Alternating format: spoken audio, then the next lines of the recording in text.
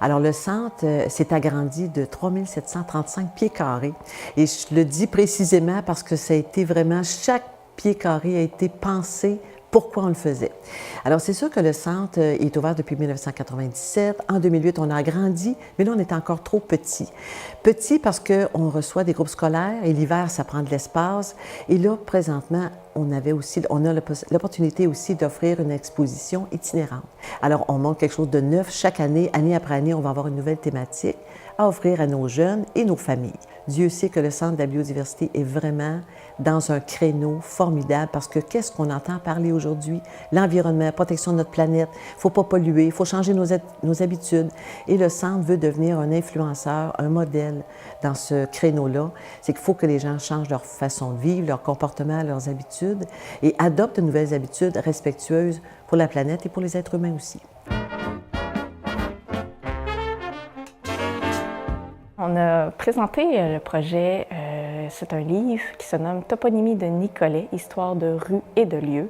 En fait, c'est un livre plus sur les personnages, les événements et les lieux. C'est un projet de la ville de Nicolet pour lequel on a eu un mandat, moi et François Fournier, pour faire la recherche sur 166 noms de rues et 11 noms de parcs, et pour lesquels on devait écrire des textes qui étaient faciles à lire, mais évidemment étoffés. Donc, le livre venait avec une mise en page qui est magnifique, qui est éclatée.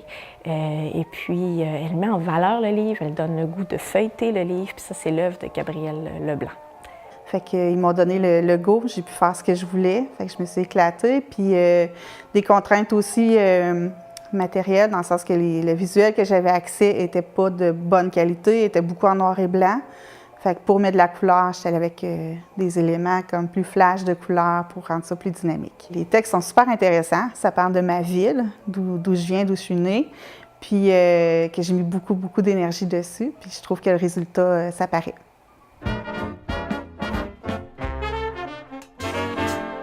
Le projet, en fait, c'est la collection en ligne qui est disponible sur le site Internet du Musée des religions et en fait de tous les musées qui participent, c'est-à-dire 4 musées dans 3 régions administratives différentes.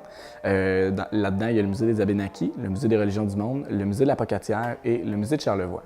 Puis ça va servir à quoi? Ça va nous servir de faire connaître des objets qui sont malheureusement trop fragiles ou trop abîmés pour pouvoir les présenter dans des expositions conventionnelles. Donc, cette collection en ligne-là, ça vient vraiment, en fait, c'est vraiment un tout, je pense, au musée. Ça vient complémenter ce qu'on ne peut pas montrer, puis expliquer aussi ce qu'on n'a pas nécessairement le temps d'expliquer dans une visite guidée ou le temps de montrer dans une exposition. On est très fiers de ce projet-là parce que c'est la première fois qu'on réussit à mettre 4 musées ensemble, justement de 3 régions administratives différentes, de travailler de concert sur un seul projet. Donc, de mettre 4 musées sur un seul projet, c'est une grande fierté parce que c'est l'initiative du Musée des religions du monde.